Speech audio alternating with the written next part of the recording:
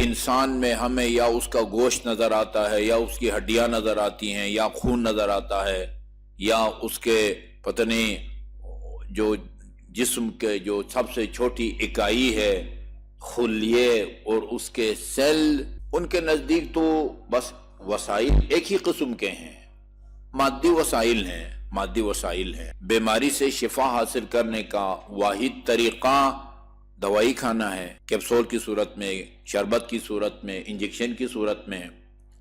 مال کمانے کا واحد ذریعہ وہ یا نوکری کرنا ہے، یا زمینداری کرنی ہے، یا آپ نے کاروبار کرنا ہے۔ چونکہ وہ غیب پر ایمان نہیں رکھتے، لہذا ان کے پیش نظر کسی بھی ہدف کو حاصل کرنے کے کا ایک ہی طریقہ ہے، وہ کیا ہے؟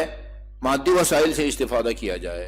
میں نے اس کی مثالیں آپ کی خدمت میں عرض کر دی، لیکن ہم الحمدللہ جو مادی نہیں ہیں، ہم ایک غیبی طاقت کے قائل ہیں، اللہ کے قائل ہیں، انسان کی حقیقت جو اس کی روح ہے ہم اس کے بھی قائل ہیں۔ لہذا ہمارے نزدیک کسی بھی مقصد اور ہدف کو پانے کے دو قسم کے ذرائع ہیں، ایک مادی ذرائع جن کی طرف اشارہ ہو چکا، اور کچھ معنوی، روحانی اور غیبی طاقت کا سہارا۔ اس کی طرف توجہ کی ضرورت ہے۔ کسی کی اولاد نہ ہوتی ہو تو اس کے لیے علاج ہے، حکیم بھی دوائی دیتے ہیں، ایلوپیتھک والے بھی دیتے ہیں، ہومیوپیتھک والے بھی جو ہے نا وہ دیتے ہیں، دعائیں بھی ہیں۔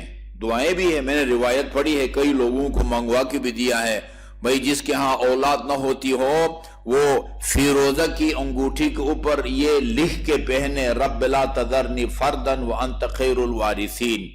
جہاں وہ ڈاکٹر کے پاس جانے کا حکم ہے، وہاں یہ روحانی علاج کا بھی ذکر ہمیں ملتا ہے۔ اولاد نہ ہونے کے یعنی بیک وقت ایک عمل کے کئی فائدے ہیں۔ استغفار کے نتیجے میں اللہ تعالیٰ بے اولاد کو اولاد بھی دیتا ہے جی، اور غریب اور نادار کو رزق و روزی سے بھی اللہ تعالیٰ نوازتا ہے۔ یہ قرآن میں ہے، یہ قرآن کے اندر موجود ہے۔ اس زمانے میں جو بیماریاں عام ہیں نا، ابھی جو ایک آدھ نسخہ بتاؤں گا میں، آپ کسی ماہر ڈاکٹر سے بھی علاج کروائیں، یہ ضروری نہیں ہے کہ اس کا علاج 100% کامیاب ثابت ہو۔ ابو علی سینا کا نام آپ نے سنا ہوا نا، ابو علی سینا کا بہت بڑا اپنے زمانے کا منفرد حکیم تھا۔ وہ اسہال کی بیماری، نہ ہیضہ یا اسہال، دست جس کو لگ جاتے ہیں، اس بیماری پر کنٹرول نہیں کر سکا اور فوت ہو گیا۔ انہی آخری لمحات میں لوگوں نے اس سے کہا کہ اتنے بڑے حکیم ہیں اور یہ آپ اس پر کنٹرول نہیں کر سکتے۔ اس نے یوں گلاس میں پانی منگوایا اور منگوا کے اس میں ایک قطرہ ڈالا جو اس کام کے لیے نا، مطلب اسہال کی بیماری، اسہال کو روکنے کے لیے جو قطرے وہ استعمال کرتا تھا، ایک قطرہ اس میں جب ڈالا گلاس کا پانی جم گیا۔ کہا یہ دوائی اثر نہیں کر رہی ہے۔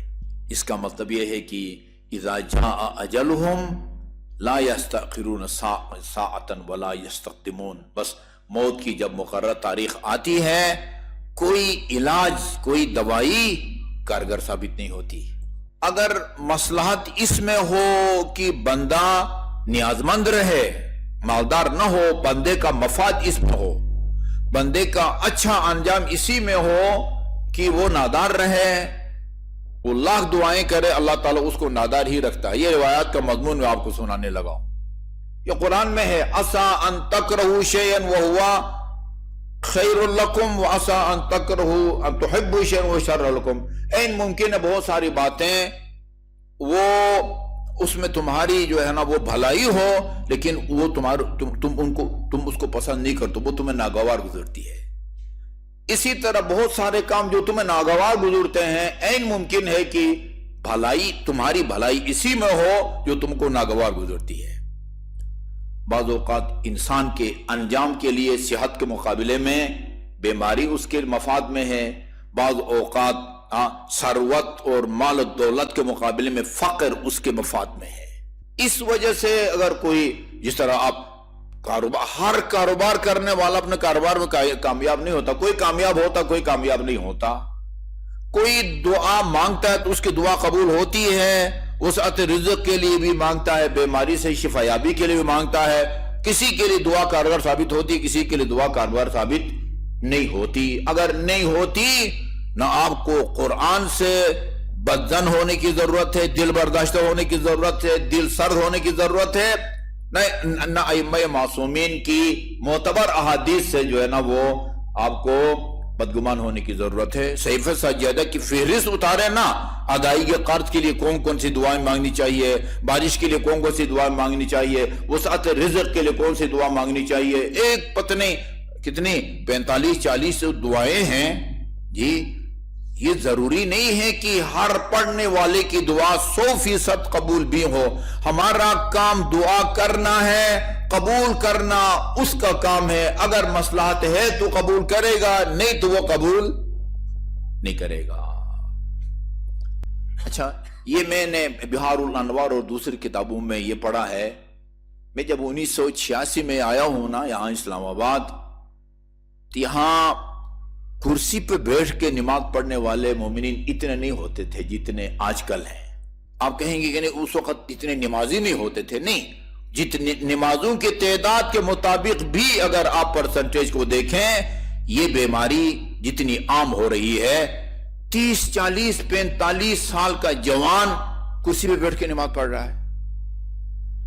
اچھا، کچھ ایسے مومنین کو بھی ہم نے دیکھا باہر سے بڑے ٹھیک ٹھاک جو ہے نا وہ چل رہے ہوئے آتے ہیں، نہ کوئی لنگڑاتے ہیں، نہ ان کو تکلیف ہوتی ہے، اور کرسی پہ بیٹھ کے نماز پڑھ رہے ہیں۔ ان کو میں نے بتایا کہ بھائی یہ آپ چل کے ٹھیک ٹھاک آ رہے ہیں، اس کا مطلب یہ ہے کہ آپ کھڑے ہو کے حمد و سورہ پڑھ سکتے ہیں۔ آپ کو صرف سجدے میں جانے کی تکلیف ہوتی ہے کہ وہ آپ گھٹنے کو سخت زمین پر رکھتے ہیں تو آپ کو وہ درد محسوس ہوتا ہے، لہٰذا آپ کھڑے ہو کے حمد و سورہ پڑھیں، ٹھیک ہے جی۔ وہیں سے عام صحت مند آدمی کی طرح رکوع کے لیے جھکیں، پھر سجدے کے لیے کرسی کے اوپر بیٹھیں، اور جو سامنے ٹیبل سا بنا ہوا ہے اس پر سجدگار کر کے آپ وہ سجدہ کریں۔ اس تمہید کا مقصد یہ ہے کہ ایک دعا میں آپ کو بتاتا ہوں جو گھٹنوں کے درد کے لیے مفید ہے۔ کافی لوگوں کو میں نے یہ دعا بتائی ہے، انہوں نے عمل کیا ہے اور ان کو اس سے فائدہ ہوا ہے۔ میرے خیال میں کل میں احمد سے کہتا ہوں کہ اس کو کمپوز کریں، باہر بھی لگا دیں گے، اور ویسے بھی چونکہ اب یہ لائیو جا رہا ہے، گھر جا کے بھی آپ جو ہے نا وہ اصادق ٹیسٹ سے آپ اس کو تلاش کر سکتے ہیں۔ یا اجود 3 ٹائم ہر نماز کے بعد، بلکہ ہر نماز کے بعد 5 نمازوں کے بعد، یا اجود من اعطا ویا خیر من سئل ویا ارحم من استرحم ارحم ضعفی وقلت حیلتی وعفنی عن مرضی یا عن وجعی بجاہ محمد و آلہ الطاہرین۔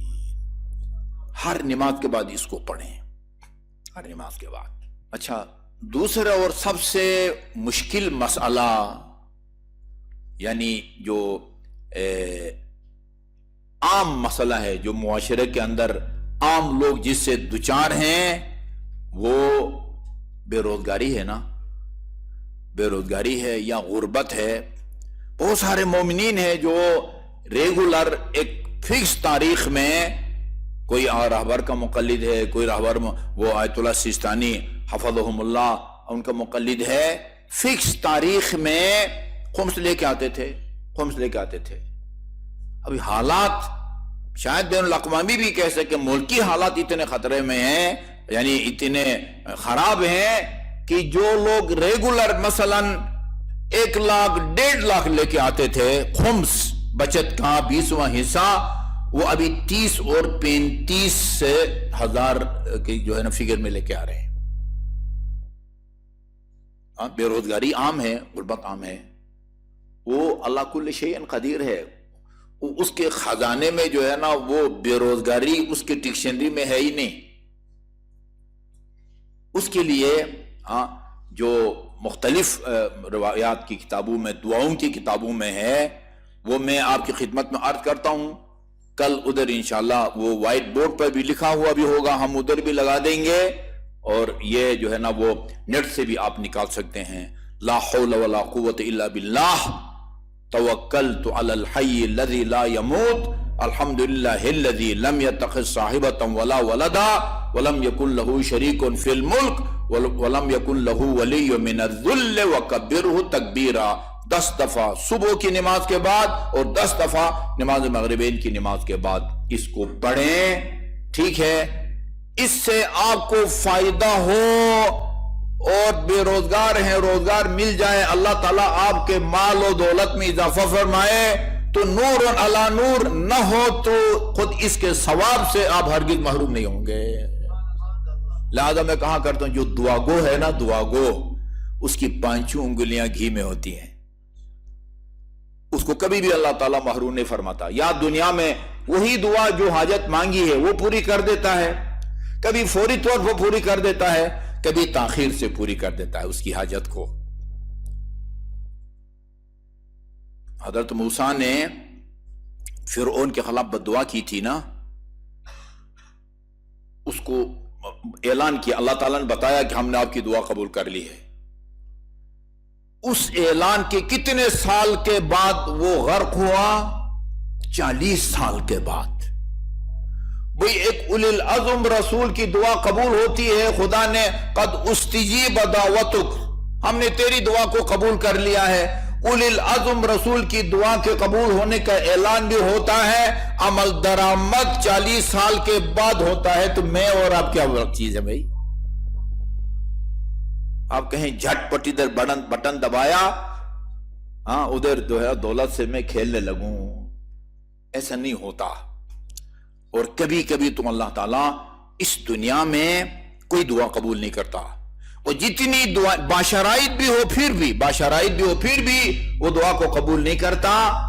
मसलहत खुदा के नजदीक इस दुआ को बंदे की इसमें है कि उसकी दुआ यहां कबूल ना हो, और जितनी भी उसकी दुआएं कबूल नहीं हुई हैं, हाजतें पूरी नहीं हुई है, उन सब का अजर और सवाब वो रोजा कयामत उसको मिले।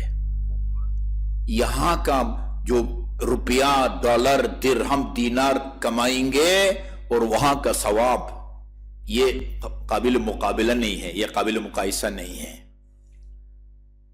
10 दफा ला हौला वला कुव्वता इल्ला बिल्लाह तवक्कलतु अलल हय्यि लज़ी ला यमूत वल्हम्दुलिल्लाहि लज़ी लम यत्तखिज़ साहिबतन वला वलदा वलम यकुन लहू शरीकुन फिल मुल्क वलम यकुन लहू वलिय्युम मिनज़ ज़ुल्ल वकब्बिरहु तकबीरा। दुआ का सवाब मिलेगा, कुरान की तिलावत का भी सवाब मिलेगा, साथ साथ अगर गुर्बत भी दूर हो जाए तो नूर अला नूर, वरना आखिरत का सवाब कहीं नहीं गया। दुरूद भेजे मोहम्मद वाल मोहम्मद। अल्लाहुम्मा सल्ली अला मुहम्मद व आले मुहम्मद।